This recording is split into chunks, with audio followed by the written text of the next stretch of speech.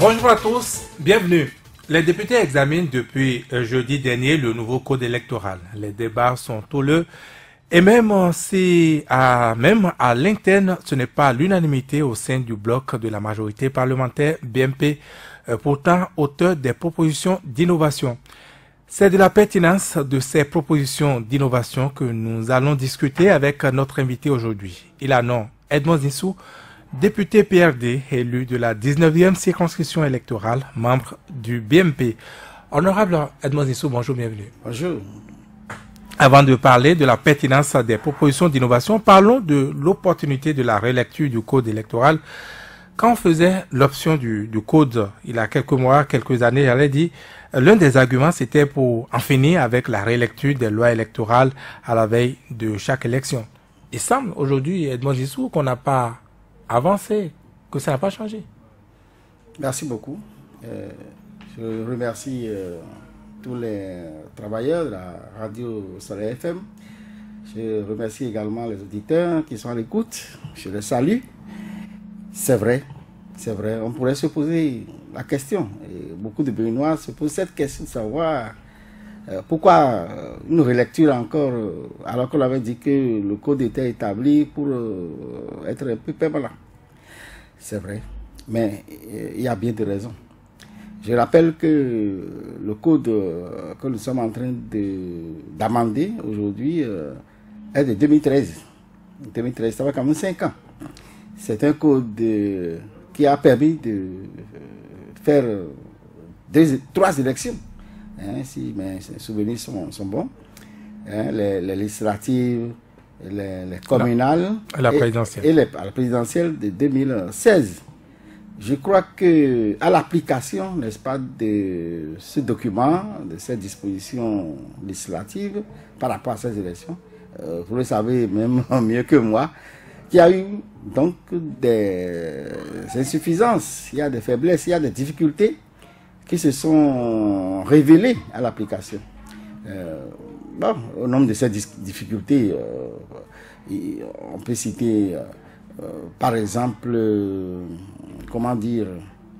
même la mise en place, n'est-ce pas, des responsables des postes de vote, les difficultés liées même à l'organisation du scrutin, le fait de mettre toutes les élections locales, communales, présidentielles, tout ça là, à un moment donné, est sur le même registre dispositif législatif. Il y a tout ça qui a fait que on a dû décider de corriger un peu. Vous avez vu un peu le contentieux électoral, comment ça perdure au niveau de la Cour constitutionnelle. Jusqu'aujourd'hui, nous avons encore des dossiers là-bas pour des élections de 2015, des élections de 2016, par rapport, n'est-ce pas, au local, etc. Ce contentieux, on n'a jamais fini de vider ça. Vous avez vu aujourd'hui comment les maires sont déstabilisés un peu dans leur commune. Tout ça là, c'est lié aux insuffisances, aux non-précisions des dispositifs législatifs, etc., etc. Donc aujourd'hui, il y a bien de raisons pour commencer. Oui, mais pourtant, ce ne sont pas ces corrections qui font de bruit, on n'en parle même pas du tout. Ah, bien sûr, ça dépend. C'est une affaire d'intérêt personnel individualisé, etc., etc.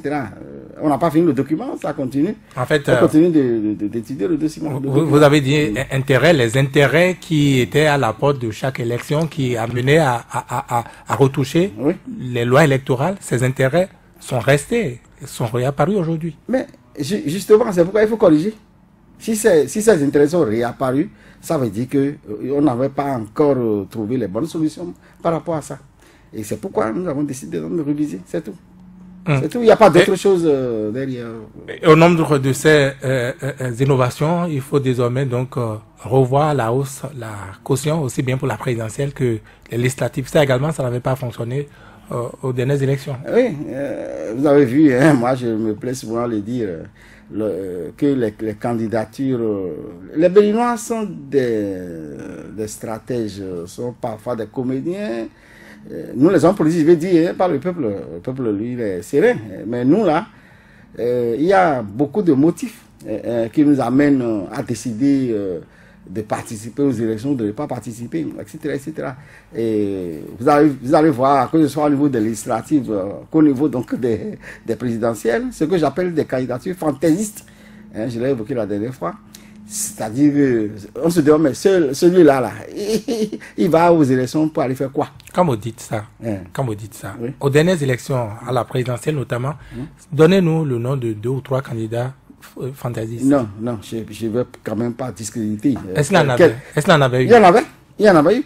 La preuve, il y en a qui, après avoir fait le show là, ça dit que me voici, c'est moi, et même ils disent, mais j'appelle certains, ils disent, mais tu n'es même pas un fief, tu n'es même pas capable d'avoir 100 voix.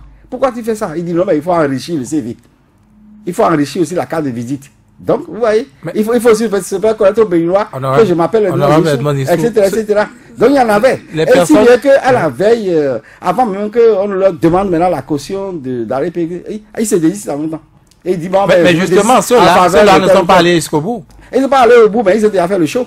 Oui, mais c'est ce show-là qu'on refuse. Mais vous ne pouvez pas empêcher ça. Même avec le nouveau code, vous ne pouvez pas empêcher ça. La personne dit que oui, vous avez dit 250 millions. Moi, j'ai les 250 millions. Je peux me présenter. Et à la fin, quand il doit déposer le dossier, on trouve que, eh bien, de 250 millions, il n'a pas trace de son dossier. De toute façon, il n'y a pas loin. Il n'y a pas loin. Avant, la Sénat prenait les dossiers, les étudiait, la Cour constitutionnelle, et c'est après l'étude de la Cour constitutionnelle qu'on leur disait d'aller verser. Il y a des innovations dans ce sens aujourd'hui. Il a idéal le temps de faire tout le show, de venir déposer le dossier à la Sénat, avec la population, et quelques individus derrière, etc., etc. Et tout le monde entier aura déjà vu que Tatampia, comme on dit souvent, est candidat au Bénin aux élections présidentielles. Mais si c'est ce que vous dites, il n'y a qu'à retoucher peut-être la chronologie pour réparer ça. On n'a pas besoin d'augmenter l'argent, non? Non, mais tout. Non, pas seulement la chronologie. Pas seulement la chronologie. Parce que parfois, René, c'était quand il prend les présidentielles, 15 millions. Bon, il y en a qui trouvent. Il y en a qui passent le cap là. Et qui ne font même pas campagne. On est au Bénin, je crois que tous les Béninois le savent. Hein. Ils ne font même pas campagne après. On ne les trouve pas du tout.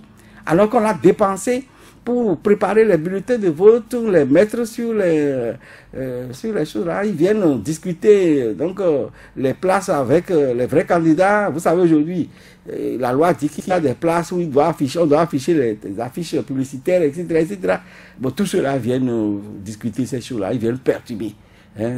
Entre griffes un peu ceux qui ont vraiment quelque chose à faire au Béninois. BMP, vous avez vu ça où? Cette proposition-là, cette caution de 250 millions. Où, comment? Je n'ai pas bien compris. Oui, ça s'est passé où? On peut te montrer quel pays en exemple qui fait ça? Non, justement, comme je l'ai dit la dernière fois, le Bénin, c'est le Bénin. Quelqu'un a écrit ça ici. Ici, c'est le Bénin. Ici, c'est le Bénin. Ce que font les autres, leurs innovations. Et on peut leur poser la question de savoir où ils ont visa où. En France, c'est des parrainages. Il faut, je n'ai pas le chiffre en tête, mais il faut un certain nombre des milliers de signatures d'élus locaux. Et ça là, ils ont vu ça où? Chaque pays a sa souveraineté. Et à partir de ce moment-là, ne comparez pas, comme je disais là, le Bénin, la France, les États-Unis, etc., etc. Le Bénin, c'est le Bénin. Nous avons nos réalités socio-culturelles. Et à partir de ce moment-là, nous faisons les lois en fonction de nos réalités socio-culturelles. Donc on n'a pas à tricher un pays donné. Nous sommes souverains. Après 58 ans quand même d'indépendance, souffler quand même que le Bénin soit le Bénin. Et qu'on ne se compare pas au Togo, qu'on ne se compare pas à cela. Nous avons vu que pour décourager la pratique des candidatures fantaisistes, il faut commencer déjà par mettre du sérieux dans la caution, sur un certain nombre de dispositions. Par exemple, la caution à payer. Quand le type va sortir, je ne sais quoi, 250 millions, à les déposer, d'abord avant de déposer son dossier, je crois qu'il va réfléchir pas 2 fois. Et ça ne risque pas, de votre point de vue, de devenir une affaire de riches? Non. Une compétition de riches? Non. Nous avons également la charte politique que nous avons fait voter tout récemment, dit que c'est les partis politiques qui animent la vie politique. Ça ne dit pas la Constitution. Et que, obligatoirement, il faut être d'un parti politique pour être candidat. Et lorsque vous êtes d'un parti politique, si vous avez vraiment un projet de société, Et si vous avez vraiment quelque chose à faire pour les Béninois, ce n'est pas 250 millions qui manqueront pour que vous ne soyez pas candidat. Ah bon. Oui, bien sûr. Mais là, ça, c'est l'argent. L'argent, Non, ça n'a rien à voir avec les idées. Ce n'est pas une affaire d'argent. Puisque après avoir fait les idées, après avoir énuméré nos idées, après avoir constitué notre projet de société, nous décidons donc d'aller aux élections. Et quand on décide d'aller aux élections, tout le monde accompagne. Vous n'êtes pas seul dans le parti.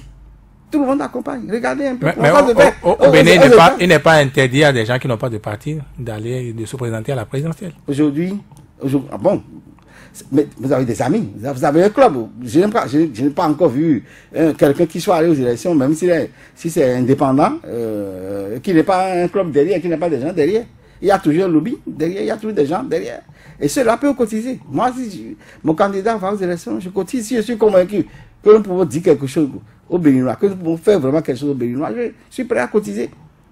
Hein? Donc, je crois que l'argent ne manquera pas. L'argent, il y en a dans ce pays. Et lorsque les Béninois sont... Il en a notamment en politique. Lorsque les Béninois sont... Non. Pourquoi vous dites... Mais c'est l'impression que ça donne. Il faut donner assez pour aller trouver donc cet argent, ce gros argent qu'il y a en politique. Ceux qui font vivre même les politiques, ce n'est pas les politiques eux-mêmes. Non. Ce sont les pour vous dire la populations. vérité, ce sont les populations. Ce sont les citoyens, ce sont les contribuables. nantis qui ont de l'argent, c'est ceux-là qui vont vivre, n'est-ce pas, les partis politiques.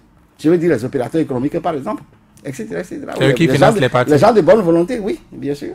C'est eux qui financent les acteurs politiques. Donc, à partir de ce moment-là, ce n'est pas les politiciens qui ont l'argent, mais c'est bien ceux qui sont dans d'autres domaines. C'est ceux-là qui ont l'argent. Et c'est ceux-là qui, compte tenu de l'espace de leur conviction... Mais il faut miser fort pour pouvoir avoir cet argent-là. Oui, il faut déjà donner gros comme caution. Oui, bien sûr. Bien sûr. Que ce soit dans l'un ou dans l'autre, c'est une affaire de conviction, selon moi. C'est une affaire de conviction. Lorsque les gens sont convaincus que nous avons quelque chose vraiment à vendre aux Béninois, est-ce que les gens vont sortir l'argent. Est-ce que les députés, vous n'allez pas trop loin, les députés du BMP notamment, vous n'allez pas trop loin à travers ces genres de propositions? Est-ce que c'est vraiment, disons, ce que veut le peuple? Ce qu'il faut comprendre, si ce n'est que la caution, je crois que c'est nous qui sommes politiques. Et nous disons que ça ne nous dépasse pas. Quand je prends par exemple les législatives... Il n'y a pas que ceux qui sont à l'Assemblée qui soient politiques. Oui, mais tous ceux qui sont politiques, vous avez déjà vu quelqu'un qui se décide d'aller faire la politique et qui n'a pas les moyens? Qui n'a pas les moyens au moins de commencer quelque chose avant que d'autres, comme je le disais, nous viennent au secours. Mais 250 millions, on peut compter combien de Béninois peuvent donner 250 millions pour aller aux élections? Justement, je vais vous détailler ça. Quand on dit 250 millions, quand il prend par exemple les législatives, la liste des 80, sur la liste des législatives, il y a 83 députés. 83 personnes qui veulent être députés. Et 83 suppléants. Vous voyez? Donc, additionner tout ça. Et il est à leur portée. Toute la liste, par exemple, qui donne, comme vous dites, qui paye 250 millions, par exemple. Divisez ça par les 83. Vous allez voir que c'est à peine 3 millions par personne. Quand vous mettez... C'est 3 millions par personne. Et si vous n'avez pas 3 millions à payer quand même pour aller aux élections, mais là, quand vous mettez un étudiant sur votre liste, et cela arrive souvent, quand vous y mettez un chômeur, il va réunir les 3 millions où? Justement, tout ça là, c'est les candidatures fantaisistes dont on parle. Ah bon? Eux, ils n'ont pas leur place à l'Assemblée. Vous dites que je mets un chauffeur, un chômeur. Vous dites que je mets... Mais il a des députés à l'Assemblée qui n'ont pas de métier, non? Non, à ce jour, il a des députés à l'Assemblée dont on ne connaît pas le métier et la profession. Bien sûr, non. Je pense que quelqu'un, tout le monde fait quelque chose. Tout le monde fait quelque chose. D'origine. Ils ont une profession. Je sais pas. On n'est pas que tous des fonctionnaires, on n'est pas que tous des opérateurs économiques, mais... parmi nous, il y a tout un... Mais une variété. Il a des métiers. Il a des métiers qui ne peuvent pas dégager 3 millions pour aller à une élection. Ça veut dire que ceux-là sont interdits à jamais des députés, par exemple. Et puis, ce que je dis, il y a la solidarité partisane. Comme vous le dites là, on met un étudiant. Si l'étudiant mérite, on fait que c'est un bon étudiant. Et il y en a qui sont à l'Assemblée comme ça, ils sont venus à l'Assemblée parce qu'on sait que il est meneur d'hommes, il a un certain nombre de qualités, etc. etc. Cette solidarité partisane fait que sa caution peut être payée par un autre. Et c'est justement ce qui se fait. Nous qui sommes à l'Assemblée, ce n'est pas toujours nous qui avons payé nos cautions, ce n'est pas toujours nous qui avons financé nos campagnes électorales, etc. etc. Il y a d'autres derrière, parce qu'ils estiment que vous avez une capacité, vous avez quelque chose à vendre aux populations, vous avez des solutions au problème de développement du pays. Mais ça, c'est pas la règle générale. On sait, Edmond Zissou, que ce que vous, acteurs politiques, vous avez appris aux Béninois, c'est leur donner de l'argent pendant la campagne. C'est leur donner de l'argent aux militants, aux électeurs. Oui, mais c'est pas tout le monde qui prend de l'argent. Maintenant, vous inversez brusquement les choses. C'est pas tout. Vous voulez qu'ils cotisent maintenant pour vous. Oui, oui. Et ça peut prendre comme ça. Et ce n'est pas tout le monde. Mais c'est ça qu'on a toujours fait ça. Moi, j'ai resté dans l'opposition pendant une vingtaine d'années. Vous croyez que toutes les émissions, radio, télé, tout ce qu'on faisait comme activité, c'était... On cotisait nous-mêmes. On cotisait. Mais ça, c'est donc on a appris à cotiser. Acteurs politiques ayant déjà une position. Et j'ajoute qu'il y a d'autres nantis, qui sont de bonne volonté, qui veulent que le parti avance. Mais vous avez dit des nantis. Combien sont nantis au Bénin? Il y en a beaucoup. Mais quand ils disent nantis, c'est en griffe aussi. C'est combien? Pour être nanti, c'est combien? Vous avez parlé des opérateurs économiques et ils vous financent en attendant, en espérant rétribution. Vous le savez, non? C'est eux qui gagnent les marchés après. Bon, pas nécessairement. Pas nécessairement. C'est pas seulement ça qui est déterminant. C'est pas les marchés d'après. Si c'était les marchés d'après, le PRD pendant longtemps aurait cessé d'avoir des bailleurs de fonds. C'est pas les marchés. Parce que quand on ne gagne pas, les gens sont encore prêts à nous relancer. Ça veut dire quoi? Ça veut dire qu'il y a d'autres critères, il y a d'autres valeurs, il y a un certain nombre de choses que certains défendent. Hein? Quand je prends par exemple les populations de l'Ouémé Plateau, des trucs comme ça, vous savez, de façon historique, si on doit rentrer dans l'histoire, ça fait longtemps que ce peuple-là a eu quelqu'un qui a dirigé donc, le pays. Donc il y a parfois des gens qui ont la volonté de voir un fils de leur terroir jouer les premiers rôles au Bénin. Pourquoi pas? À partir de ce moment-là, ceux-là, ce n'est pas les marchés. C'est cette détermination à avoir l'un des leurs à la tête du pays. Et c'est sur cette base-là qu'on finance. Donc, ce n'est pas les marchés. Combien de marchés le PRD a jamais donné quelques-uns? Je prends cet exemple-là. Vous m'excusez. Donc, ce n'est pas une affaire de marché, c'est une affaire de soucis. Hein? C'est une affaire de valeur. C'est une affaire de volonté, de détermination, etc., qui font que, bon, ben, nous avons, oui ou non, des bailleurs de fonds. Voilà. C'est cette innovation d'augmentation donc de la caution qui a le plus soulevé de vagues, mais on a l'impression que vous, députés de BMP notamment, vous êtes restés sourds aux populations, au peuple, à tout ce qui a été dit avant ça. Non, on n'est pas resté sourds. Je crois que le pays a besoin d'être réformé. Mais votre argument n'a pas avancé. Le pays a besoin d'être réformé. Il a besoin d'être réformé. Aujourd'hui, nous disons que nous, c'est ce qu'on a trouvé, hein, comme innovation à faire afin de freiner un certain nombre de phénomènes qui sont donc, comment dire, qui ne sont pas bons pour le développement de notre pays. Donc il y a un certain nombre de phénomènes, tels que je disais, ceux qui n'ont vraiment pas quelque chose de réel à faire pour le pays, et qui se présentent, qui sont responsables ou qui viennent distraire un peu, etc. Est-ce que vous avez essayé de convaincre les populations là-dessus? Pourquoi pas? Pourquoi pas? Moi, j'écoute un peu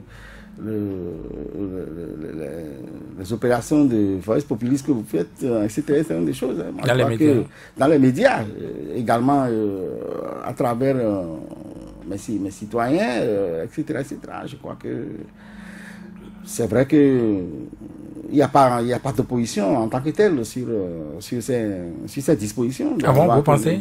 Je pense. La plupart des Béninois applaudissent donc cette innovation. Je pense qu'en dehors des politiques, de ceux qui veulent faire des shows et qu'on empêche de faire ces shows-là, et qu'on veut amener à travailler vraiment, à avoir un projet de société, des programmes de développement, en dehors de ceux-là, qui essayent parfois d'inciter les populations à la violence ou au refus, à la résistance, etc. En dehors de cela, je crois que pour les Béninois, la plupart disent que si quelqu'un vient être candidat, il n'a qu'à remplir les conditions, il sera candidat et on verra.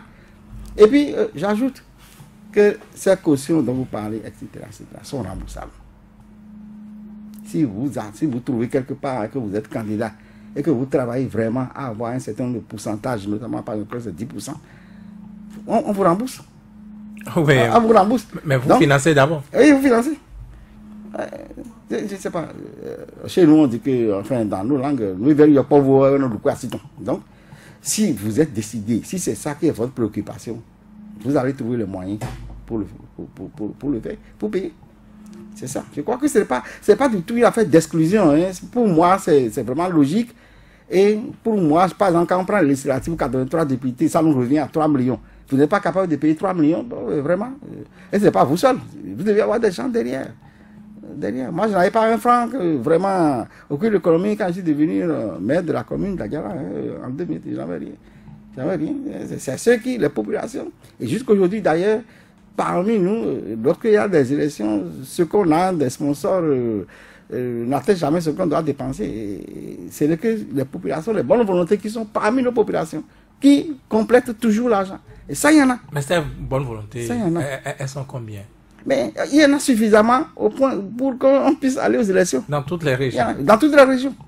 Sinon, vous n'êtes pas un bon parti. Si vous êtes un parti, vraiment, ayant des idéaux, ayant donc des produits de société, ayant vraiment quelque chose dans la tête à faire pour le pays, ayant travaillé, animé la vie politique de façon à convaincre, n'est-ce pas, vos citoyens, je crois que vous aurez tous ceux-là. Et les jeunes, ils vont trouver ces personnes-là où, par exemple? Même les jeunes.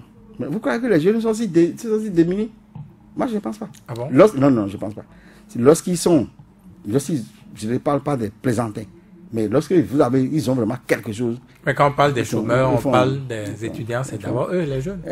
Oui, d'abord, d'accord. Mais je vous dis que nous avons toujours coopté des jeunes lorsque nous sentons vraiment qu'ils ont vraiment quelque chose dans la tête. Et ce n'est pas eux qui payent, comme je dis, c'est d'autres.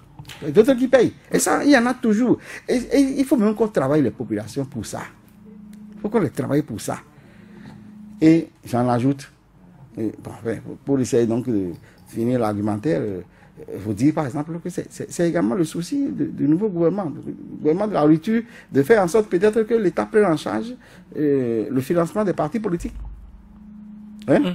On l'a déjà décidé. Cela a pris beaucoup de personnes de cours. On n'a pas compris, alors que il y a quelques semaines, juste quelques semaines, vous appelez beaucoup de femmes en politique, que vous fassiez de telles propositions, de telles innovations. On n'a pas l'impression que c'est pour les femmes, par exemple? Bien sûr. Je vous dis que lorsque vous avez quelque chose vraiment dans la tête, vous avez quelque chose à faire au peuple, vous avez toujours quelqu'un qui vous sponsorise.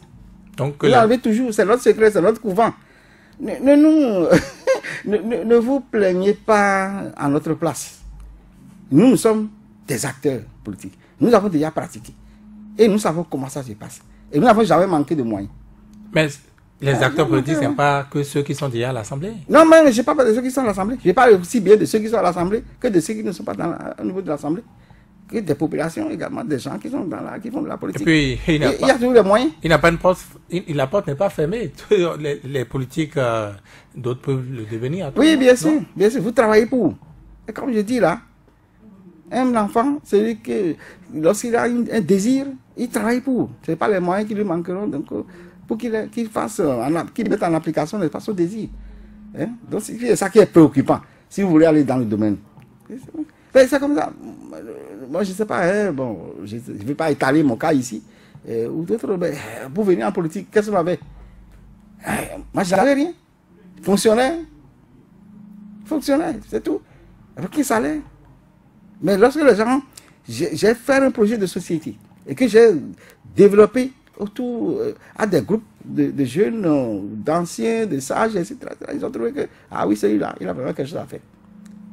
Et à partir de ce moment-là, ça n'a pas manqué. Je n'ai pas manqué de moyens. Est-ce que c'est parce que vous êtes tellement convaincu, vous, député, je veux dire, de ce que vous voulez faire, du bien de ce peuple, que vous barricadez derrière donc l'Assemblée nationale? Je veux faire allusion donc à ce cordon policier à chaque séance plénière. Vous empêchez les manifestants d'accéder à l'esplanade de l'Assemblée? Il vaut mieux prévenir. Gouverner, c'est prévoir. Vous avez peur de quoi? Gouverner, c'est prévoir. Vous avez peur de quoi? On a peur de rien, mais il faut prévoir. Parce que à travers les réseaux sociaux, à travers donc les médias, nous entendons qu'il y aura guerre, il y aura ceci, il y aura casse, il y aura ça, il y aura ça. Il faut éviter ça à notre pays. Il faut éviter ça à notre pays. Il ne faut pas permettre ça.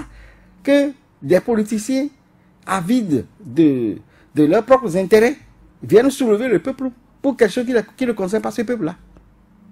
Voilà. Donc, il faut éviter ça. Et c'est pour éviter ça que nous avons pris les dispositions. Bon, heureusement, et là je salue le peuple béninois. Le peuple béninois n'a pas ce souci. Ils ne sont pas venus. Personne n'est venu là. Sinon les gens auraient pu franchir. La guerre que vous annoncez, enfin, que des gens ont brandi, c'est où, par exemple, on a parlé de guerre? Ah ben bon, on a lu ça beaucoup sur les réseaux sociaux. Ah bon? Ah, oui, bien sûr. Et même à travers les médias, il y en a qui viennent et qui sont sur pied de guerre. Et même à l'Assemblée nationale. Oui, mais il y a des collègues qui ont toujours dit qu'il y a quelque chose, vraiment ce pays va être à feu, à sang, ce pays, vous faites ça, etc., etc. Oui, bien sûr. Des collègues à l'Assemblée. Bien sûr. Ça veut dire que c'est public, on peut citer leur nom. Non. Allez chercher dans vos archives. Vous allez voir à travers la parole, bien sûr, à travers leur déclaration, bien sûr. Bien sûr. À partir de ce moment-là, parce qu'ils estiment travailler pour un peuple, mais quel peuple? Je ne sais pas. Ils travaillent pour eux-mêmes, oui. Pas pour le peuple. Est-ce que vous ne vous enfermez pas contre le peuple? Vous n'allez pas dire... On n'a pas l'impression. Que vous allez ériger des lois contre le même peuple que vous avez élu? Non, on n'a pas le sentiment. On n'a pas le sentiment. Est-ce que c'est démocratique de se fermer ainsi, de barricader la voie qui accède à l'Assemblée nationale? Mais la démocratie, c'est quoi la démocratie? Est-ce que c'est la pagaille? N'est-ce pas l'expression également des opinions contraires? Oui, bien sûr. N'est-ce pas que pourquoi pas, mais cette opinion la possibilité contraire de venir à l'Assemblée nationale dire aux députés non, on ne veut pas ce que vous voulez faire? Non. Quel Béninois? Ça dépend. Des Béninois qui viennent là de leur propre chef, de leur propre volonté, ou des Béninois... Est-ce qu'il est interdit de s'organiser pour venir à l'Assemblée? Des Béninois suscités. Je crois qu'il ne faut pas venir perturber. Notre pays a des règles. Et la démocratie a des règles. C'est ce que je voulais dire. Que la démocratie ne veut pas dire la pagaille. Ça ne veut pas dire l'autocratie. Ça ne veut pas dire tout ce que vous savez. Même dans les pays vieux de démocratie, de pratique de la démocratie, il y a des règles. Il y a des règles. Lorsqu'on dit en France qu'il faut aller trouver 100 000 signatures avant d'être 15 000 signatures, 50 000 signatures avant d'être candidat. Alors ça, ce n'est pas une règle. C'est comme la démocratie, ça là. Et la dernière fois... En France, on laisse les opinions s'exprimer. Ah, et ici, vous ne parlez pas. On ne parle pas ici. Les opinions ne s'expriment pas ici. Avec tout ce que nous avons comme médias...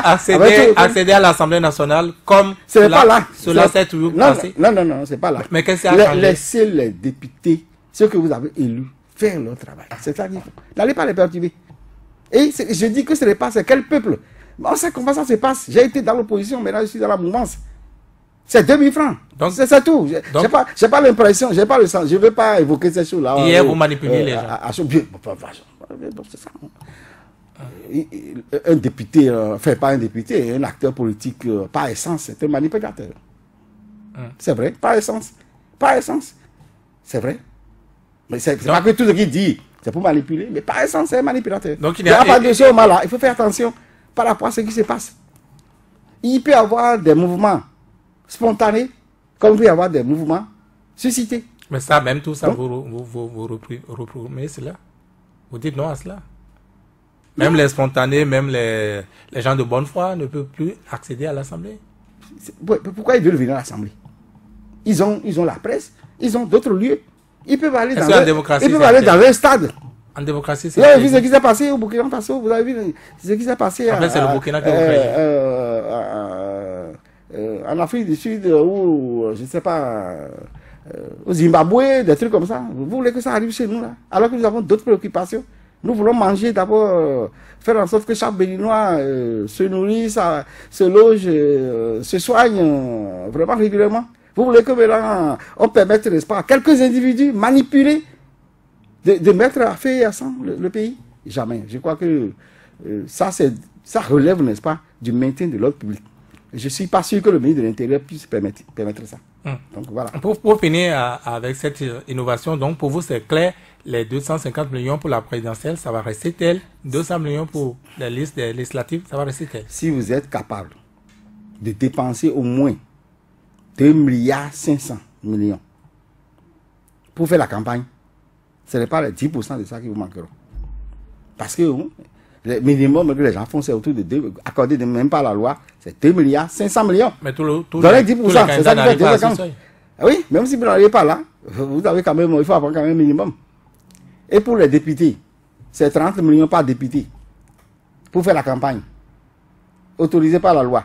Vous n'êtes pas capable de donner 10% de ça. 3 millions. Alors, vraiment, je pense que... Mais il faut imprimer les bulletins de vote, il faut organiser le vote, il faut faire ci, il faut faire ça, il faut un certain nombre de choses. Il y a des dépenses à faire, il faut que vous participez. À partir de ce moment-là, désormais, chacun prendra au sérieux ces consultations populaires. Chacun prendra au sérieux. Et ne pas venir faire preuve d'une certaine... plaisanterie, négligence, comédie, etc., etc. Il faut avoir quelque chose. Moi, avant d'aller aux élections communales en 2002, 2003, etc., j'avais un projet de société écrit. Pendant les campagnes, enfin, les consultations électorales, là, allez vérifier combien de candidats, même au présidentiel, combien ont vraiment un document écrit qui indique comment ils voient le Bénin dans les 5 ans où ils vont gouverner. Allez, il n'y en a pas. Il n'en a pas ou il n'en a pas assez? Il n'y en a pas assez, peut-être. Il n'y en a pas assez. Donc, à partir de ce moment-là, il faut d'une manière ou d'une autre, ne pas permettre à ceux-là, comme je dis là, de venir faire leur comédie. Et c'est ça. L'autre chose, c'est qu'il faut réunir 15%, votre liste doit réunir 15% au plan national, même si vous êtes élu dans votre circonscription et que ce n'est pas le cas, eh bien, vous n'êtes pas député. Bon. Ça également, c'est une bonne chose. Bon, nous voulons que les Béninois soient ensemble. Qu'ils aient, je veux dire, le sens de la patrie. Qu'ils aient le sens de l'unité nationale. Donc, je crois qu'il n'y a pas de ce moment-là. Tout ce qui peut concourir à respecter ses valeurs, à développer ses valeurs, je crois qu'il faut les mettre en pratique. Et c'est un peu comme ça. Vous le savez déjà mieux que moi, les populations le savent.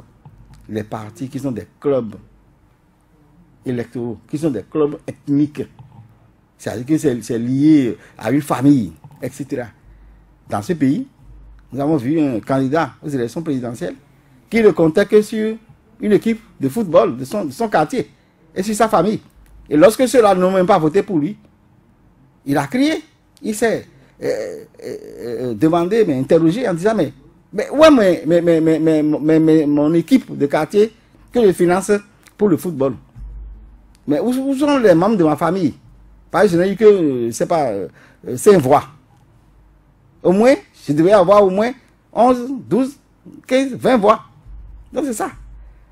C'est ça que vous mettre fait.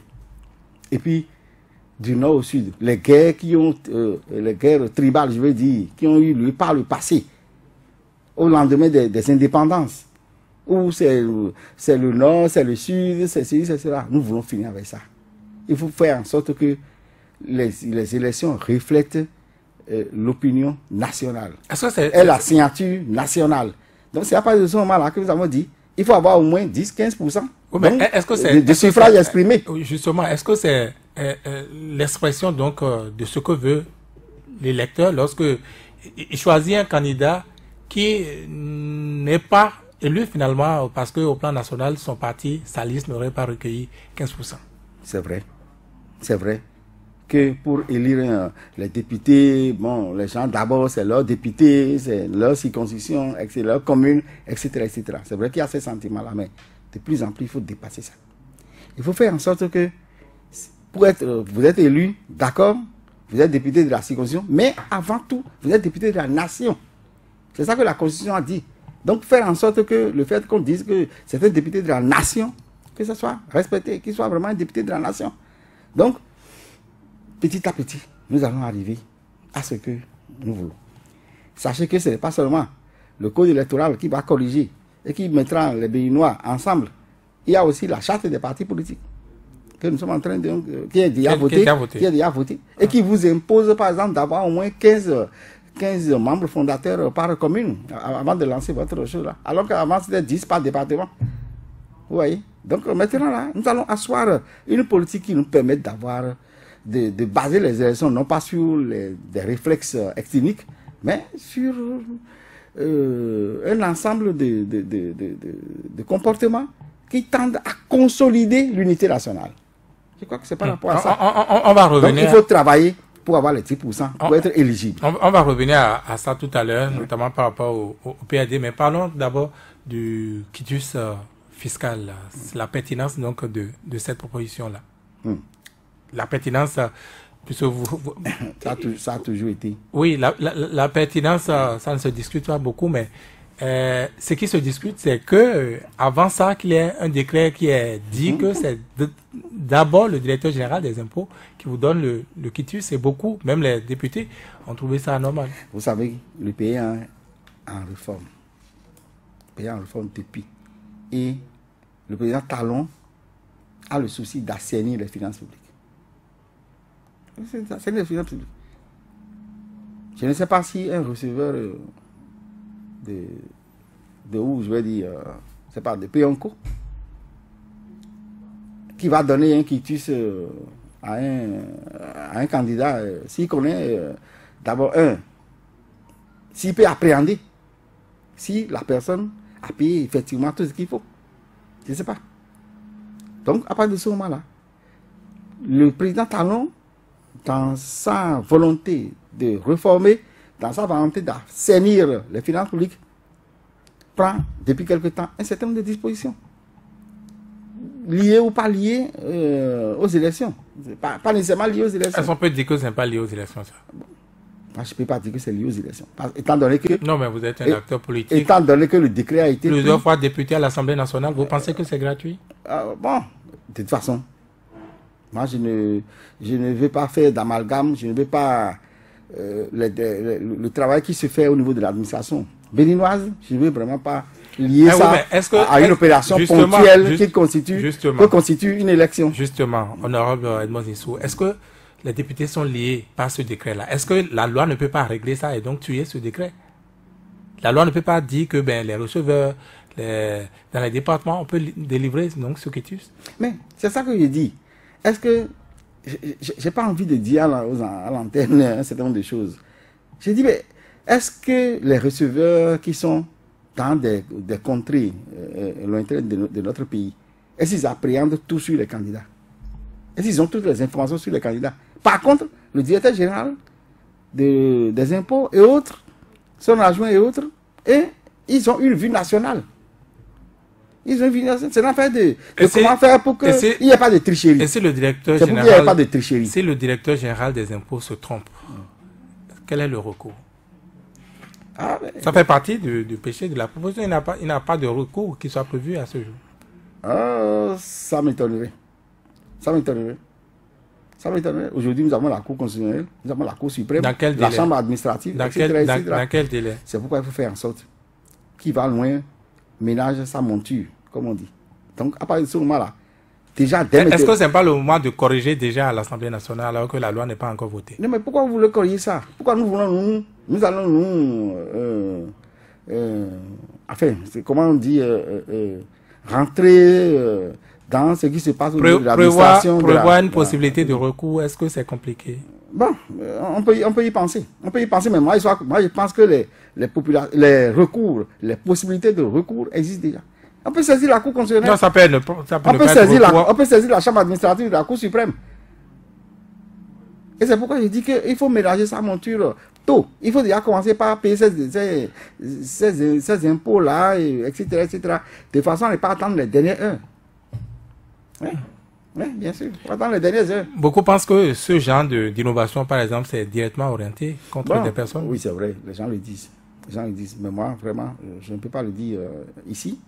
Je ne peux pas penser comme ça parce que je ne peux pas m'immiscer dans ce qui se fait au niveau de l'administration. Mais ça peut laisser penser ça. Non, bon, chacun peut analyser à sa manière. Et sans que vous retenez des choses. Pour moi, payer les impôts, avoir son quitus fiscal n'est pas d'aujourd'hui. C'est vrai que vous avez dit que ce qui est nouveau, c'est parce que c'est le directeur général. Mais l'administration se réforme depuis quelque temps. Et il faut en arriver à saigner. Et que ceux qui utilisent la soirée de les réformes qu'on observe souvent, c'est pour que l'administration se rapproche donc des administrés, pas l'inverse. C'est pas la concentration comme cette innovation-là l'impose. Ah, mais ça dépend. Ça dépend. Il peut arriver à des moments donnés où, si la concentration est nécessaire, on va concentrer. Aujourd'hui, il y a beaucoup de pouvoirs qui sont revenus au sommet. C'est vrai. C'est vrai qu'on ne peut pas laisser tout à la base, on ne peut pas décentraliser tout, on ne peut pas déconcentrer tout. À un moment donné, il y a des choses qui sont sensibles. À part de ce moment-là, l'homme étant l'homme, corruptible, c'est le mot que je ne voulais pas sortir. Mais vous m'obligez à sortir ça. L'homme étant l'homme. Des tricheries étant possibles, il faut s'assurer que quelqu'un ait la responsabilité du quitus qui est délivré et de ça, comment on dit, de son... que c'est véridique et que ça respecte vraiment les normes. Donc je crois qu'à partir de ce moment-là, ce que je peux demander par rapport à cela, c'est de commencer déjà par faire un inventaire de ces biens et de voir que tous ces biens-là, les impôts qu'il doit payer par rapport à tout ça là sont régulièrement payés. Par qu'est-ce qui se passe? Le peu que le Béninois, le contribuable va donner pour que vraiment le pays puisse fonctionner, il y en a qui ne donnent pas. Il y en a qui ne donnent pas. Et c'est ça qui les enrichit, justement. Il a votre collègue Rosine Daïro, si je me trompe de son nom, celle donc de la 18e circonscription de Koussa, qui a laissé entendre que si c'est ça la volonté du chef de l'État, accordez-lui ça, accordons-lui ça. Elle a dit ça à la plénière. Est-ce qu'on ne peut pas dire non à certaines volontés du chef de l'État? Est-ce que c'est... Bon, je ne sais pas si c'est lui, je ne sais pas. Chacun est responsable de cette déclaration. Il n'est pas ici maintenant pour expliquer. Moi, je ne peux pas confirmer que c'est la volonté du chef de l'État. Ce que je sais, le chef de l'État est engagé... Vous soutenez son pouvoir et vous discutez à ce titre avec lui. Il vous fait part de certaines préoccupations. Bien sûr, mais je dis que... Bon, d'abord, le quitus, être à jour du paiement de ces impôts, ce n'est pas d'aujourd'hui. Deux, ce qui est nouveau, mais je dis que c'est parce que c'est concentré dans les mains du DG. Et la loi peut corriger ça. Et la loi peut corriger ça. Et je dis que pourquoi nous allons corriger quelque chose, pourquoi nous allons nous immiscer dans une réforme que le chef de l'État fait pour assainir les finances du pays. Non, mais en démocratie, les pouvoirs sont séparés. Bon, de toute façon, nous ne sommes pas de façon générale. Il y a des choses que nous corrigeons lorsque nous sentons que ça, là, ce n'est pas bon. Mais aller payer ses impôts, obtenir son quitus fiscal du DG, ce qui est tout à fait normal et possible, nous, on n'appréhende pas ça comme vraiment étant un problème. Empêcher les anciens chefs d'État d'être candidats législatifs, quelle est la pertinence? Bon, est-ce que c'est ça? Les choses ont évolué. Les choses ont évolué. Les choses ont évolué, les choses vont évoluer. Donc, étant donné que il peut se présenter. Une loi qui rentre à l'Assemblée nationale en boubou, en grand boubou, peut sortir, n'est-ce pas, en caleçon. Comme ça peut rentrer en caleçon et sortir en grand boubou. Donc, je vous dis que, oui. Pas le pouvoir. Au niveau de l'Assemblée nationale, les choses évoluent très rapidement parce que nous avons le pouvoir d'amendement. Si c'est ça que celui qui a proposé la loi, ceux qui ont proposé le code, avec les innovations là, et ils avaient certainement un certain nombre de volontés, ils ont fait. Mais je vous dis que ce n'est pas ça qui passera nécessairement au niveau de au niveau du document final. Donc, nous, on n'empêchera personne. On n'empêchera personne pour être candidat. C'est pas normal en fait. C'est pas normal, on n'empêchera personne. Ceux qui remplissent les conditions qui ont été émises vont aller aux élections. Mais il y a des conditions. Revenons à l'autre innovation, celle donc de la proportion de 15% au plan national. Beaucoup disent que c'est contre le PAD, votre parti. Donc c'est beaucoup qui disent ça, nous on ne dit pas ça. Il n'y a rien qui soit, n'est-ce pas, orienté vers nous. Nous sommes prêts, le PAD est un parti travailleur. Et vous allez voter cette proposition-là en l'état? Rien. Je dis que, je vous ai dit tout à l'heure, que la loi peut rentrer au Parlement et sortir en caleçon. Mais si c'est pas contre, nous allons amender. La loi sera amendée et ce qui est bon pour le peuple sera fait. Et je pense que les choses évoluent également. Et nous sommes leurs représentants. Et on ne fera jamais rien contre eux. Et c'est pourquoi nous sommes à l'écoute, n'est-ce pas, des cris des populations, s'il y en a, et si c'est véridique. Et c'est pourquoi nous essayons, n'est-ce pas, de corriger ce qu'on estime effectivement à corriger. Je pense, je vous dis, donc on a dit qu'il faut nécessairement, en tout cas, que d'une manière ou d'une autre, comme on l'avait dit, que les partis politiques, n'est-ce pas, soient des partis qui ont un visage, n'est-ce pas, national. Je crois. Donc, dirigé par comme le PRD, non, on n'a pas ce sentiment. Dans la mesure où nous avons toujours dépassé un certain nombre de seuils. On n'a jamais manqué 10%. On a toujours Mais vous n'atteignez pas 15% au plan national. Maintenant, on n'est pas seul. On n'est pas seul. Donc, il y a des réformes qui se font également, qui se feront au niveau du fonctionnement des partis politiques. À partir de ce moment-là, le PRD va toujours grandissant. Et justement, parlant des réformes, pourquoi le bloc du PRD tarde à se mettre en place après les deux autres du pouvoir? Nous, on ne se précipite pas au PRD, vous nous connaissez. Qu'est-ce que vous attendez? On ne se précipite pas. Vous attendez quoi? Nous travaillons et nous allons sortir les résultats de notre travail dès qu'on aura fini le travail. On a l'impression que vous n'allez vers personne et personne ne vient vers vous, juste là. Qui est beaucoup. Les gens sont avec nous. Ils sont avec nous. Beaucoup sont avec nous. Je ne vais pas citer des noms ici, mais ils sont avec nous. On n'est pas seul. Et on travaille. On travaille pour ça. Et vous êtes toujours un bloc du pouvoir? Nous sommes toujours un bloc du pouvoir. Nous sommes dans les trois grands regroupements. Vous allez demeurer bloc du pouvoir? Nous sommes bloc du pouvoir. On demeure bloc du pouvoir. Les gens viennent vers nous. On n'a pas l'habitude au niveau du PRD de faire du show. C'est tout. C'est tout. On travaille silencieusement, on travaille profondément et les résultats, vous les verrez sur le terrain. Donc, on ne se dissocie pas, n'est-ce pas, de la volonté du chef de l'État de voir plutôt, au lieu des centaines de partis politiques dans le pays, de voir quand même quelques partis politiques qui animent véritablement la vie politique du pays. On n'est pas contre.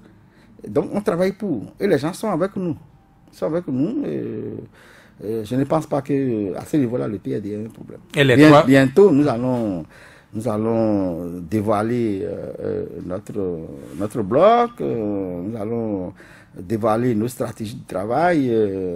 À ce niveau-là, on ne s'inquiète pas du tout. Et vous entendez conquérir au-delà de Akwakpa, donc de la 15e et de la 19e, 20e? Oui, pourquoi pas. Pourquoi pas. Nous allons présenter les députés au niveau de toutes les circonscriptions. Les candidats, je veux dire, au niveau de toutes les circonscriptions électorales. Tous les partis, toutes les listes qui comptent même un seul député présent partout, dans tout le pays. Bon, mais nous, vous nous connaissez, au PRD, pour ceux qui nous connaissent, je ne vais pas commenter le comportement des autres. Mais nous, on n'est pas un parti présenté. On n'est pas un parti fantaisiste, on n'est pas là pour... C'est un parti profondément structuré, profondément valorisé également par les populations. À partir de ce moment-là, nous n'avons pas d'inquiétude. Nous allons présenter les députés partout, nous avons des candidats partout, nous allons avoir des élus parlementaires partout dans le pays. En tout cas, c'est notre souhait. Il reste que le peuple accompagne, bien sûr, mais c'est notre souhait. Et je crois que ce peuple-là est avec nous. Et vous n'êtes pas habité par, disons, la correction des dernières élections, de la présidentielle notamment? La correction du PRD, on a vu, votre candidat, les électeurs n'ont pas suivi vos consignes. Ça, c'est le présidentiel. Je crois que chaque élection a ses réalités. Chaque élection a ses réalités. Il y en a qui sont en train de confondre un peu ce qui s'est passé avec... qui font des comparaisons. Attendez de voir les élections de proximité. Vous allez voir ce que après une élection qui suit immédiatement, on devrait avoir peur. On devrait être habité par cette crainte encore. C'est normal, non? Bon, on est habité peut-être par la crainte, mais pas au point de nous déstabiliser. Pas au point de nous déstabiliser. Nous sommes sereins. Nous travaillons avec nos militants. Tout le monde a compris aujourd'hui que, en fait, le PRD le PRD travaille vraiment pour l'épanouissement, n'est-ce pas, des uns et des autres. Donc, à partir de ce moment-là, nous allons aux élections pour gagner, nous gagnerons. Serein, vous avez dit, pourtant, de l'extérieur, ce n'est pas tout à fait l'impression. Il a eu un moment où le vent Hindo a balayé un peu le PRD, ou peut-être une partie du parti, peut-être une circonscription. Qu'est-ce qui se passe-t-il réellement entre Augustin Puebla et le président de votre groupe parlementaire et le président Adrien Gouedji? Bon, je ne sais pas s'il se passe grand-chose. Je ne sais pas si c'est pas grand-chose, mais je suis quand même au cœur du système. Dans tout ce qui est regroupement humain, à des moments, il y a des divergences. C'est tout. À des moments, il y a des divergences, il y a des points de vue différents, il y a des incidents, il y a un certain nombre de choses. Donc, à partir de ce moment-là, je crois que lorsque ça arrive, Il faut savoir que c'est arrivé. Il faut gérer. Nous avons géré, nous sommes en train de gérer. C'est vrai que ça aboutit à la création d'un mouvement hindoua, comme vous dites. Une première au PAD. Une première au PAD. Bon, c'est une première. Paix à son âme. Feu Kamaru Fassassi. On l'a vu. Génération nouvelle, PAD nouvelle génération. Donc c'est pas nouveau. Hein. Donc il est déjà parti. Christian Roueb est déjà parti du PAD. Pardon? Est-ce qu'il est déjà parti du PAD? De nouvelle génération, Kamaru Fassassi, celui à qui vous faites allusion, il est parti d'abord avant de créer PAD nouvelle génération. Mais c'est à partir des divergences. Et peut-être qu'ils n'ont pas. Enfin, je ne vais pas parler de lui, il n'est plus ici aujourd'hui. Je ne vais pas parler de tout ce qui s'est passé. On parle je ne vais pas parler de tout ce qui s'est passé, mais à un moment donné, et puis après. Et après. Vous n'avez pas vu. Vous n'avez pas vu avec nous. Qu'est-ce que ça a donné? Il n'est pas revenu avec nous. Avant ça, bon, il était au PAD, paix à son âme. Il était au PAD, il travaille avec nous. Donc il est revenu au Bercail. Et aujourd'hui, beaucoup de partis, beaucoup d'acteurs politiques, d'hommes politiques, pour un oui ou pour un non, et qui sont partis, aujourd'hui ils reviennent. Et je les encourage à revenir. Le PAD est le parti de tout le monde. Donc à partir de ce moment-là, les places sont toujours garanties, c'est là.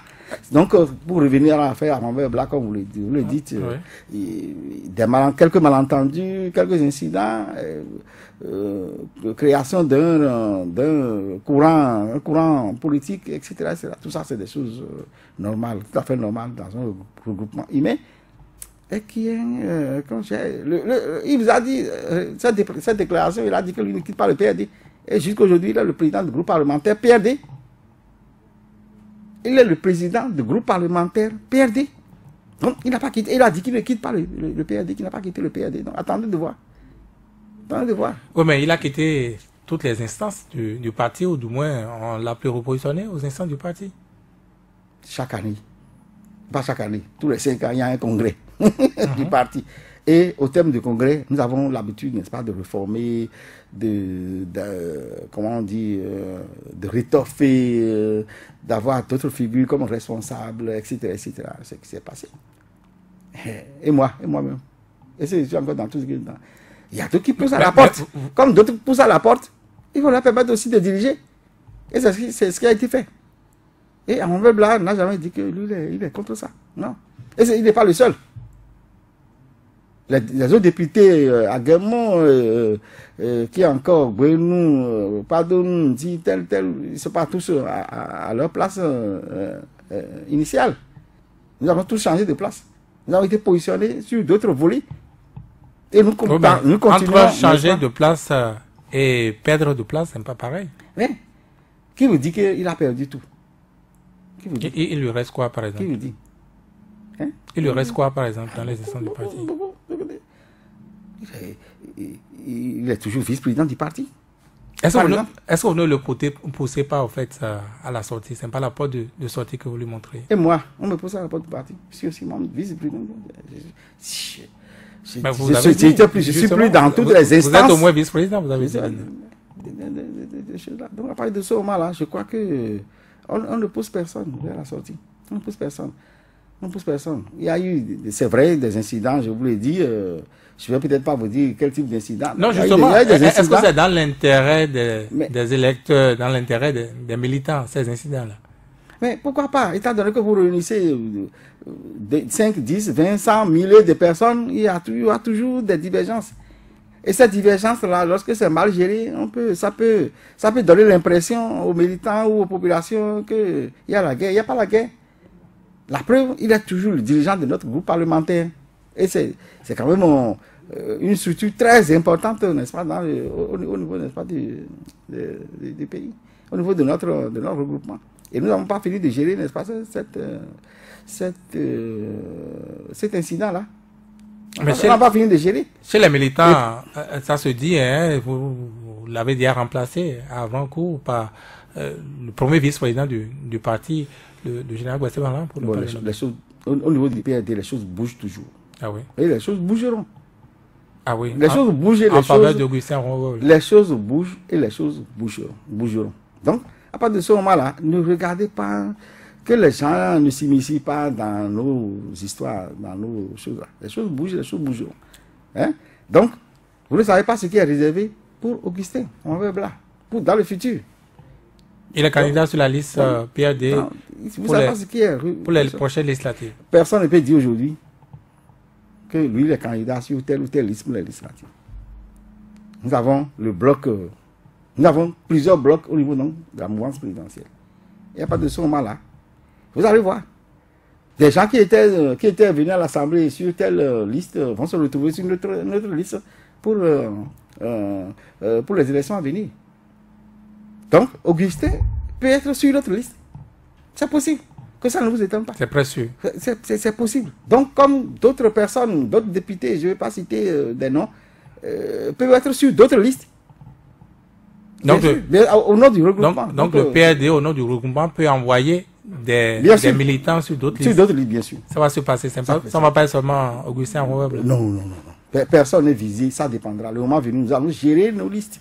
Nous allons gérer, n'est-ce pas, les positionnements au niveau, n'est-ce pas, des partis politiques, pourvu que ce soit donc du bloc.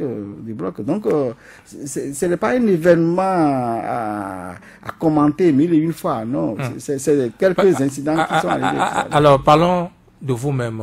3 mandatures ou 4 mandatures déjà? 3. Ouais. Vous êtes partant pour une 4e mandature? Comme je le dis souvent, le bon Dieu a tracé un chemin pour chacun de nous. Ça se trouve dans les paumes. Quel est le chemin que vous demandez à partir de ce moment-là, moi, je n'ai jamais fait ça et je ne le fais pas. Je ne me précipite pas pour dire je vais être ci, je vais être ça, je vais être ça. Étant donné que le chemin est tracé d'avance. Je crois fortement à mon destin. Et je pense que j'ai encore à donner aux Béninois. Et pour moi, il n'est pas l'heure de dire il est candidat ou je serai candidat ou je ne serai pas candidat. Je crois qu'il faut attendre le temps, il faut laisser le temps faire son œuvre. Le temps toujours faire son œuvre. Je n'ai jamais revendiqué une liste. Parce que la décision, ce n'est pas vous seul qui prenez la décision. Voilà, merci beaucoup. Ce n'est pas seul à prendre la décision. Nous avons, le PRD était parti structuré, nous avons un chef. Nous avons des chefs. Et c'est structuré. Nous avons des instances qui gèrent telle ou telle situation. Nous avons la population. On dit à partir de ce moment-là, que chacun reste tranquille, et que ce qui est écrit par lui, pour lui, par le bon Dieu, se réalisera. On dit qu'au PRD, c'est plus donc, le président du parti qui prend ces genres de décisions, qui confectionne la liste. Bon, c'est ce que j'ai dit. Mais je vous dis que le président du parti, le président André Ngouedji, est un démocrate. Il n'a jamais décidé de prendre des responsabilités de ce genre-là, des décisions de ce genre-là, de ce niveau-là seul. Non. Nous avons des instances. Le processus, par exemple, d'ici janvier, c'est vrai, c'est pourquoi je vais parler, mais d'ici janvier, le président va envoyer des lettres vers les structures de base pour demander, proposer leurs candidats aux élections. Donc ça veut dire que le peuple est sur là. Et après, lorsqu'il fait la synthèse, il rencontre encore ces populations-là, ces militants-là, ces électeurs-là. Il expose donc les choses-là. C'est pas toujours sa décision. Je vous dis que ce n'est pas toujours sa décision qui passe. Ça, c'est une mauvaise impression qu'on a de lui. Au PRD, notamment à Adiara, il a beaucoup de velléités. Est-ce que vous en connaissez qui sont assez sérieuses?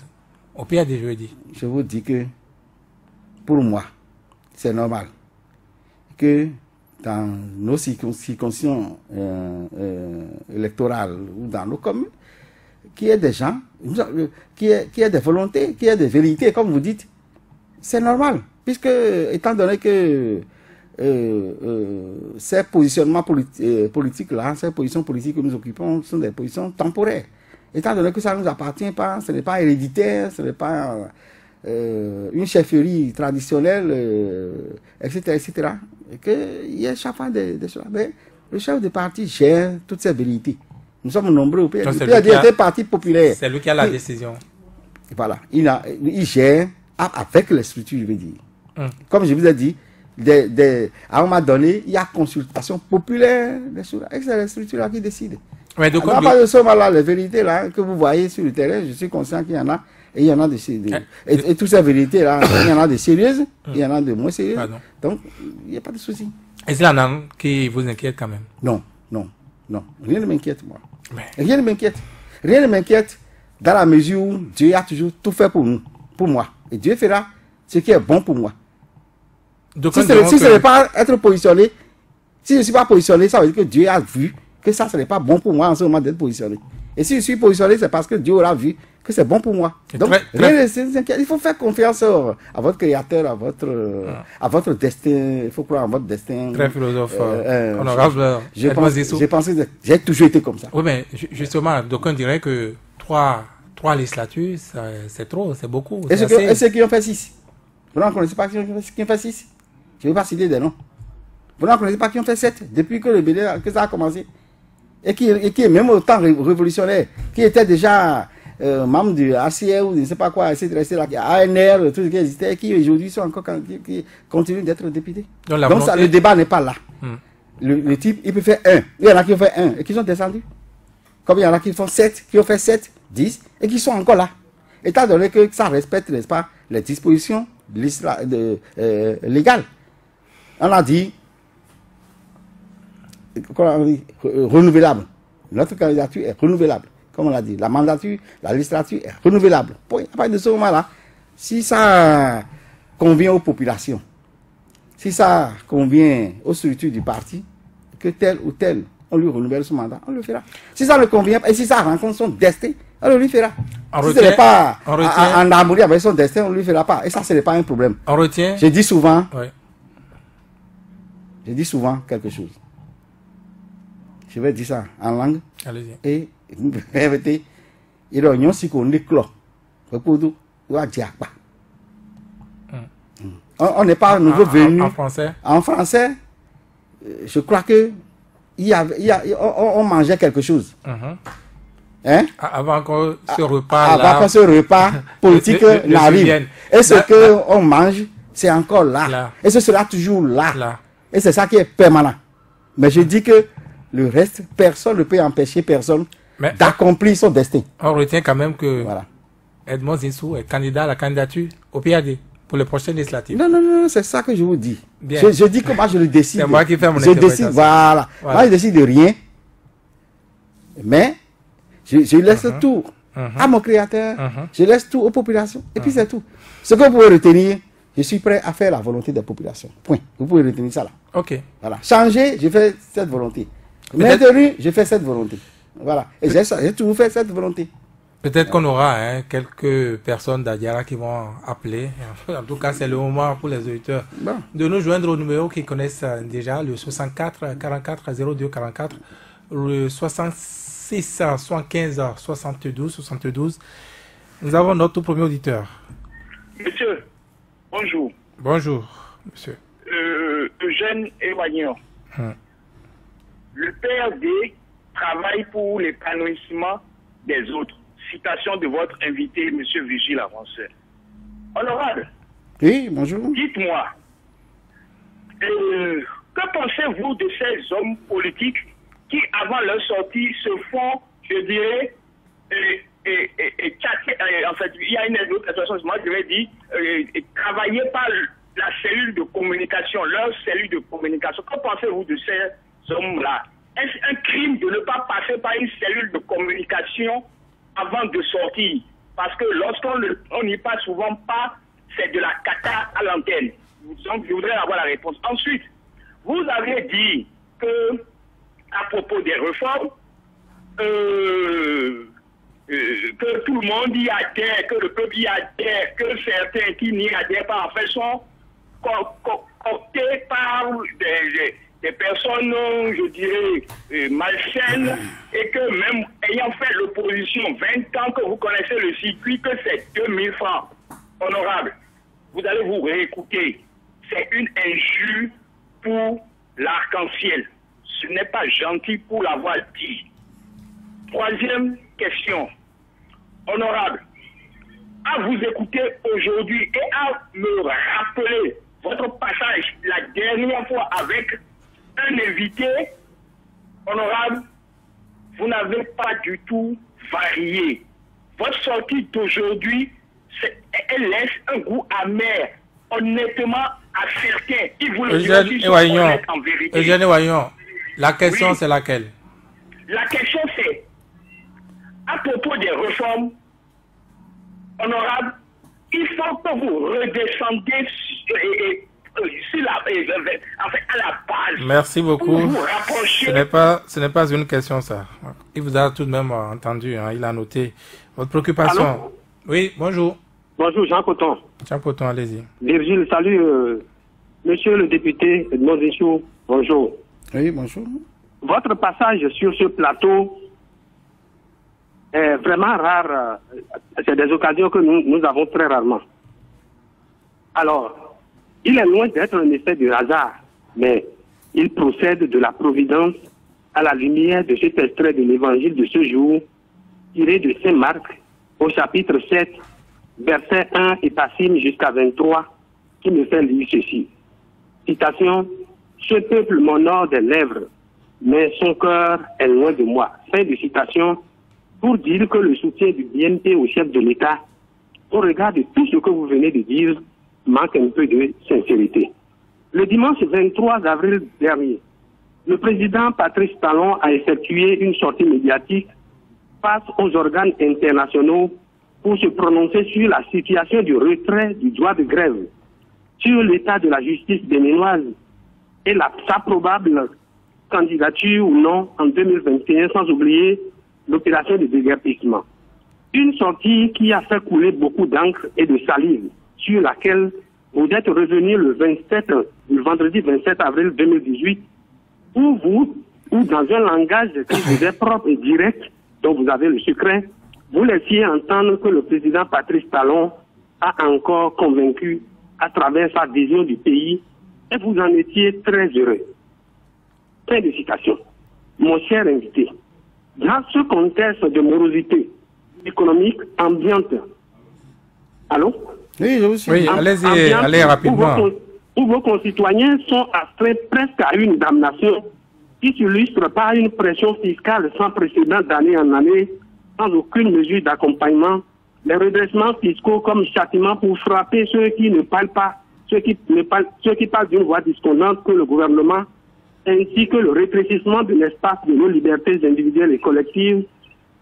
Votre joie est loin d'être celle du citoyen lambda. Dans ce cadre, la question, Jean Coton. Je voudrais que vous nous disiez si la constitution de notre pays, qui est la norme supérieure en matière d'administration, peut garantir le droit de grève aux travailleurs, comme le dispose l'article 31, et une loi de normes inférieure en viendra supprimer la jouissance. Deuxième question pour finir. La justice est le baromètre d'une démocratie.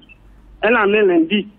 Elle a le pire déclin dans plusieurs pays au moment où le Bénin reste encore constant et garde la 11e place en Afrique et 87e sur les 167 pays du classement au plan mondial selon l'indice de la démocratie 2017 rendu public par le département de recherche et d'analyse du magazine Merci britannique beaucoup, Economic Intelligence. Monsieur Bien Coton. que flatteur Allô? Oui. Bien que flatteur ce classement, Monsieur Coton, vous êtes assez long et ça risque de pénaliser bien d'autres auditeurs. Désolé. Merci. Bon dimanche. Troisième auditeur, bonjour. Oui, bonjour, monsieur Gilles. Oui, votre nom, s'il vous plaît. Mendes Oudi Serge. Oui, allez-y, monsieur Mendes Oudi. Monsieur le député, je vous remercie et bonjour à vous. Bonjour. Bon, j'ai pour d'abord une rectification parce que apparemment l'honorable est en train de dire que si un jeune n'arrive pas à rassembler 3 millions, c'est comme si ce jeune était présenté. Je dis non, je suis un jeune, je n'arrive pas encore à rassembler 3 millions pour aller à l'élection, je ne suis pas du tout implémenté. Bon, ma première question, qu'est-ce que le président, je voulais demander au député, qu'est-ce que le président Talon a initié et que le député, l'honorable, n'a pas approuvé. C'est-à-dire, il aurait souhaité que ça se passe autrement et que le président a un peu fait que lui n'a pas apprécié. Juste pour savoir si un jour, l'honorable pourra aller dans un autre sens que le président, parce que apparemment c'est soutien et c'est fini. Bon, deuxième question, je veux savoir combien de fois le président, l'honorable a pu rencontrer directement le président Talon pour lui parler. Juste pour savoir si on ne soutient pas parce que on a dit qu'on ne fera plus l'opposition, nous continuons à soutenir malgré tout. Bon, pour finir, l'honorable disait tout à l'heure qu'il est prêt à faire la volonté de la population.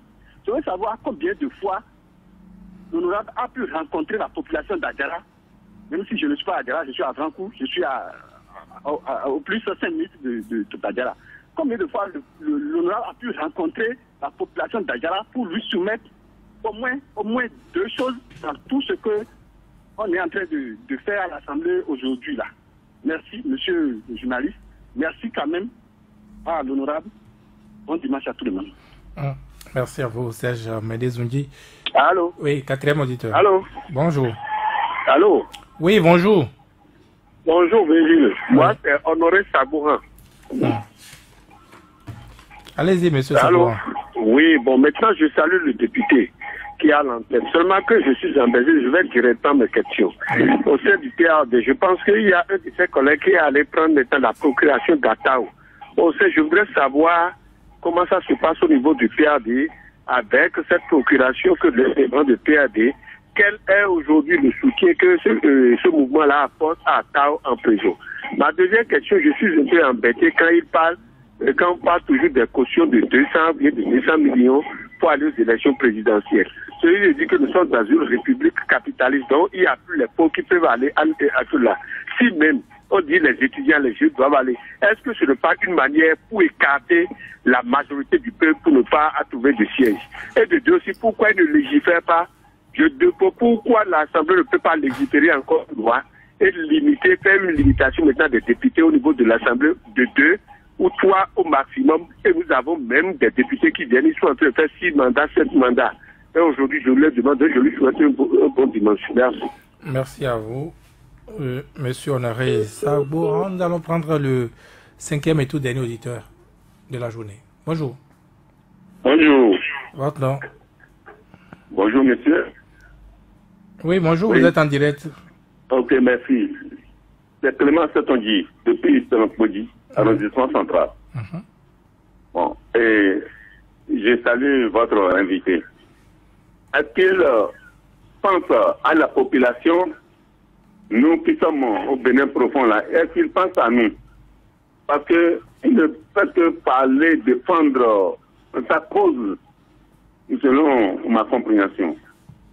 Donc, il dit que on doit avoir de l'argent avant d'aller. Je ne comprends pas bien français, mais allez-y, c'est pas grave. Oui, allez-y. Bon, je dois avoir de l'argent avant de me présenter aux élections. Est-ce que c'est un esprit, est-ce que c'est ça là, c'est humain? Moi, je veux travailler pour ma localité.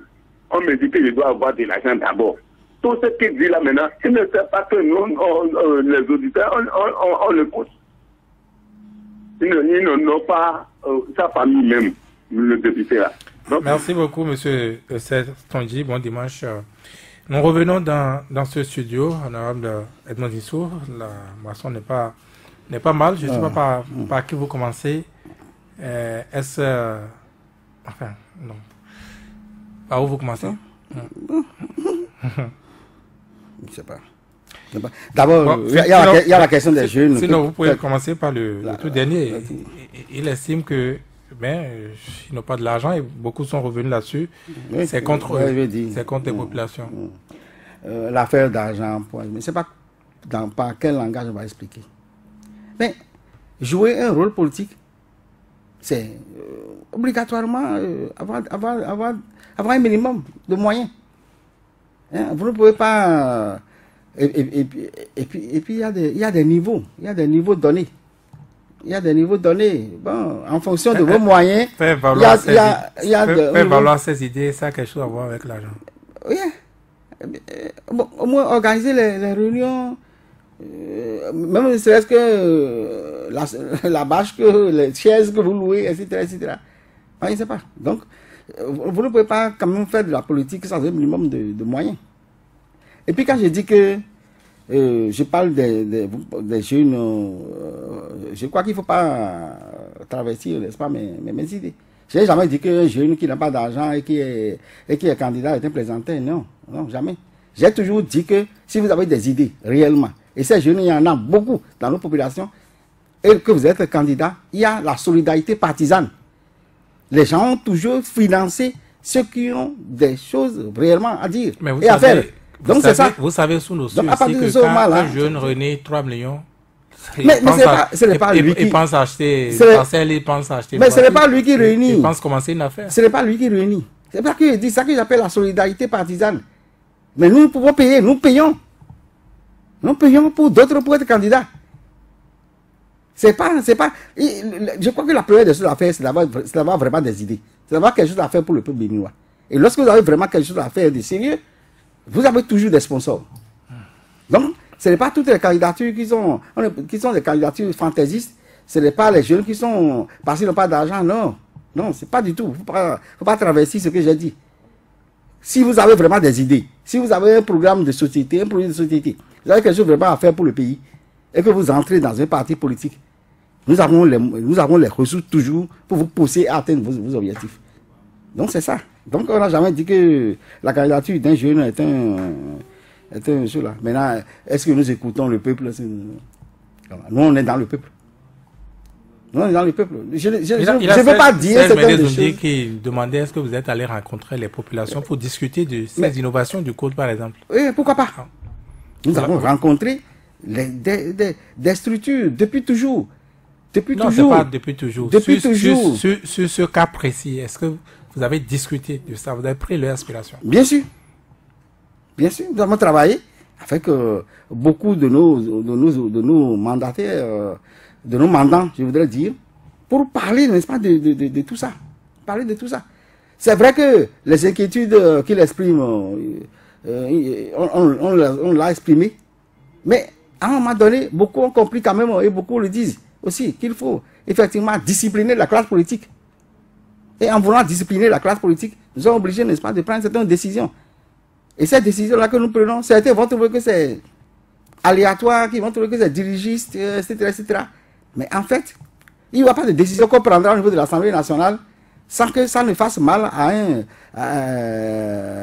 une partie de la population. Même si on laissait les cautions qu'on leur demandait d'aller prendre les signatures des élus pour rendre crédible leur candidature. Là également, les gens vont critiquer. C'est sûr. Parce que c'est pas facile aussi de prendre des signatures. Là où ça se passe, dans les pays où ça se passe, c'est pas facile. Nous avons vu, je ne veux pas évoquer de l'eau ici, mais les dernières élections présidentielles en France, au Sénégal ou en France, où Marine Le Pen, par exemple, a eu beaucoup de difficultés à réunir le nombre de signatures qu'il lui fallait. Donc c'est pas facile. À part de ce moment-là, nous sommes obligés de prendre et puis il faut éviter le chantage. Chaque décision a ses avantages, ses inconvénients. Si vous voulez aller prendre des signatures, vous pouvez être, les gens peuvent c'est le moment de faire des chantages par rapport à vous, de faire ces choses qui peuvent vexer votre personne. À partir de ce moment-là, moi je pense qu'il faut aller vers des décisions, mais quelle que soit la nature, n'est-ce pas, de la décision, je crois que ça fera toujours mal quelque part. Et je dis et je le redis, que si vous êtes sérieux dans votre candidature, si vous demandez que ceux qui vous soutiennent, n'est-ce pas, apportent, n'est-ce pas, des contributions, je crois que ceux-là apporteront des contributions. On peut passer cette question, mais toujours dans la même veine. Quelqu'un demandait combien de fois vous rencontrez le chef de l'État personnellement pour discuter? Plusieurs fois. Le chef de l'État, lorsqu'il y a si c'est nécessaire, rencontre les députés, etc., la classe politique, pour exposer, n'est-ce pas, pour exposer, ou pour recevoir de nous, si nous avons des doléances, nous-mêmes on le rencontre, et puis on discute avec lui sur certains des sujets. Je pense que c'est entre deux mots, il faut choisir le moindre. Toutes ces décisions-là, nous avons discuté d'autres. Il y a eu beaucoup de propositions. Pour assainir, n'est-ce pas, la vie politique. Et nous avons choisi finalement ce que nous avons pensé être le moindre mal. Une chose que vous n'approuvez pas, que vous désapprouvez tout de même dans la gestion, la gouvernance de Patrice Talon. Il y en a. Quoi par exemple? Il y en a. Et nous manquons pas, par exemple, d'exposer ça au chef de l'État. Il en a sûrement, mais quoi par exemple? Qu'est-ce que vous lui avez exposé? faire chose. Tout ce qui va donc dans le sens dans le sens, n'est-ce pas, de faire du mal aux populations, Quoi, pour lesquelles nous sommes à l'écoute. Vous ne trouvez pas? Oui, bien sûr. Par exemple, ce qui fait mal le plus, c'est que dont les gens parlent, par exemple, quand vous prenez le déguerpissement. Vous avez vu? Par exemple, ce n'est pas une décision mauvaise en tant que telle, mais dans l'application, il faut observer telle disposition. Et ça a été fait. Et ça se fait aujourd'hui. La dernière fois, il y a eu une loi sur la vente des produits prohibés tels que l'essence frélatée, etc. Mais celle-là, c'est pas le président de l'Assemblée, c'est pas le président de la République, c'est vous qui l'avez voté à l'Assemblée. On l'a voté, mais dans le même temps, dans l'application, nous avons demandé au chef de l'État de nous aider à appliquer ça de façon humaine. Et il a accepté. Il a accepté. Il a expliqué le 1er août, lors de son entretien avec vouloir sans vouloir. Avec les choses là. N'est-ce pas, vouloir sans vouloir. À partir de ce moment-là, il a bien expliqué que ce n'est pas l'activité qui est combattue, mais c'est donc comment organiser l'activité pour que ça fasse moins de mal aux populations, etc. Donc, par exemple, dans la vente de l'essence frélatée, là, nous avons discuté beaucoup avec le chef de l'État, même si la loi est issue, n'est-ce pas, de l'Assemblée nationale, parce que c'est eux qui vont appliquer. Nous sommes partis lui expliquer pourquoi nous avons voté une telle disposition et comment faire dans l'application. Il a accepté. Le cas à Tao, on a vu, tout le monde a constaté, c'est Honoré Sabouan qui posait la question de la procuration de ce député emprisonné, gardé par un député PRD. Tao est un produit pur du PRD. Il n'est pas un député PRD. Il n'est pas député PRD. Il fut. Il est venu à l'Assemblée nationale sur quel titre? Ouais, il est venu à l'Assemblée nationale parce qu'il avait été positionné par le PRD. Vous voulez dire qu'il a été élu pour la première fois député PRD. Mais il n'est pas député PRD. Après, il y a eu comme je le dis là, il y a eu des divergences. Il est sorti, n'est-ce pas, du cadre. Maintenant, c'est lui-même, c'est de sa volonté qu'il a décidé de rejoindre son ancien parti. Et donc c'est lui qui vous a fait appel en prison. Ben, il a décidé de rejoindre. On ne peut pas, nous on n'est pas en vérité, on n'est pas allé faire lui au niveau donc de la prison pour lui dire non, je reviens au PRD, non. Il vous a remis sa procuration. Il a décidé de travailler avec le PRD, c'est tout. Ah donc c'est au-delà même de la procuration, il travaille désormais avec le PRD. Non, il travaille avec le PRD, puis c'est tout. Donc ce n'est pas une procuration, ce n'est pas un processus ponctuel. Vous avez vu que la procuration. Mais avant la procuration, il y a eu d'autres choses. En réalité, il y a eu d'autres choses. Parce que on ne peut pas, lorsqu'on fait quelque chose de mal, lorsqu'on a agi de façon, comment on dit, on a mal agi. On a mal agi, par exemple. Il n'est pas interdit de revenir sur la position. Donc le PRD a fait la paix avec Atao. Si vous ne revenez pas sur votre position, ça veut dire que vous n'êtes pas un homme complet. Donc le PRD a fait la paix désormais avec Atao. Donc, le Atao, à un moment donné, on n'a jamais d'ailleurs coupé le pont avec les dissidents de notre parti. Vous êtes sûr? On n'a jamais coupé. Vous êtes sûr? Dans la 15e, on connaît l'opposition Atao et PRD. Hein? On n'a jamais coupé le pont. Même s'il y a une opposition, on n'a jamais coupé le pont. La réalité est qu'à un moment donné, même en prison, il a décidé, n'est-ce pas, de faire chose. Ça veut dire qu'il y avait des pourparlers. Il y avait des pourparlers. Vous n'avez vu que la procuration, mais au-delà de la procuration, il y a eu des pourparlers. Et après la procuration, nous continuons de parler. C'est justement, le demandait en retour qu'est-ce que le PRD fait pour Atao en prison. Mais, qu'est-ce qu'on doit faire pour quelqu'un qui est en prison? Nous faisons ce que nous pouvons faire pour quelqu'un qui est en prison. C'est-à-dire? Ce qui est sûr, nous voulons que la justice fasse son travail, que la justice fasse bien son travail et que la justice soit juste. Qu'est-ce que vous mettez donc, à partir de ce moment-là, je pense que nous faisons ce que nous devons faire pour quelqu'un qui est en prison. La loi est au-dessus de tout le monde. Et la justice est au-dessus de tout le monde. Et elle est la même pour tout le monde.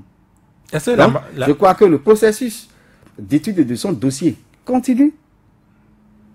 Et nous nous efforçons de voir le parcours ou l'étude au nom de ce dossier-là, comment ça s'est fait? Est-ce que la manière dont il avait été arrêté, est-ce que cette manière était normale? Député en exercice, écoutez, en pleine session, notre pays, avec son immunité, pour un flagrant délit, pour ceux qu'on a qualifié de flagrant délit, c'était normal? Bon, il y avait oui ou non de flagrant délit. Non, répondez à la question. Oui, répondez à la question. Donc c'est ça. Répondez à la question. Non, je pense que la justice a fait son travail. Conformément, la justice a fait son travail conformément à ce qu'il a vu et à ses dispositions. Moi, je pense que c'est ça. D'accord. Hein? Et la justice a apprécié le flagrant délit est interprété par des juges. Et si on en est là, ça veut dire que effectivement, il y avait eu quelque chose. Et puis on n'a pas fini de faire ça. Vous savez. Bon, très rapidement, parce que là, nous allons à la fin de cette émission. Il y a Jean Poton qui demandait ce que garantit la Constitution, le droit de grève, une loi, une norme inférieure peut venir l'enlever. En même temps que la Constitution dit que garantit le droit de grève, la Constitution donne également le droit aux députés de l'organiser. Allez-y. Ça nous donne le droit de l'organiser. Oui. Et c'est pourquoi la Cour constitutionnelle nous demande souvent de l'organiser. Et nous sommes en train de l'organiser. Quant à l'enlèvement des droits de grève, etc., je crois que c'est un débat que nous avons mené. Est-ce que ça s'est organisé lorsque vous l'avez enlevé au Code de la santé? C'est là où je vais en venir. C'est là où je vais en venir. Il y a l'organiser. Mais il y a également ce que vous appelez l'enlever. Je crois que même le BIT reconnaît que à un moment donné, lorsque la grève devient un calvaire, devient un malheur pour les populations, l'État peut enlever.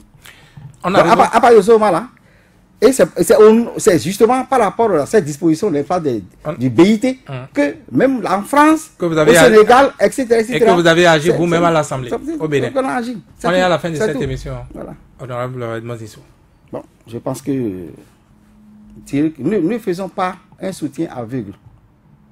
Ça, je tiens à réaffirmer ça parce que beaucoup ont pensé que bon, on soutient. Est-ce que c'est pas parce qu'on a dit qu'on a quitté on ne veut plus faire l'opposition qu'on soutient? Non, je pense que le soutien n'est pas aveugle. Ce que nous faisons avec le président Talon, c'est après des discussions, après maintes débats, que nous prenons les décisions. Donc à partir de ce moment-là, je crois que le soutien n'est pas aveugle. Je pense que nous continuons de travailler dans le sens des biens, n'est-ce pas, des populations du Bénin. Merci beaucoup, honorable Edmond Dissou, député PRD de la 19e circonscription électorale, député BMP. Merci à chacun, merci à tous d'avoir été là. Georges Renaud a assuré la réalisation technique. Sans langue de bois, c'est encore dimanche prochain.